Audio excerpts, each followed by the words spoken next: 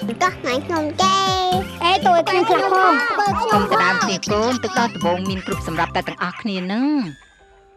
ធម្មជាតិពិតជាអស្ចារ្យណាស់គ្រប់សត្វលោកទាំងអស់គឺសុទ្ធតែមានញាណដឹងតាំងពីកំណើតមកម្លេះគឺដូចជាមនុស្សយើងដែរទឹកដោះដំបងដែលមានតាំងពីម៉ោងទី1រហូតដល់3ថ្ងៃបន្ទាប់ពីសម្រាប់បុតនោះគឺប្រសើរបំផុតសម្រាប់ទ្រទ្រង់សភាពនិងការរីកលូតលាស់របស់ទារកដើម្បីប្រឆាំងនឹងជំងឺផ្សេងដូច្នេះហើយអ្នកម្ដាយទាំងអស់ចាំបាច់ត្រូវតែបំបែកកូនក្នុងចន្លោះពេល1ម៉ោងក្រោយពេលសម្រាល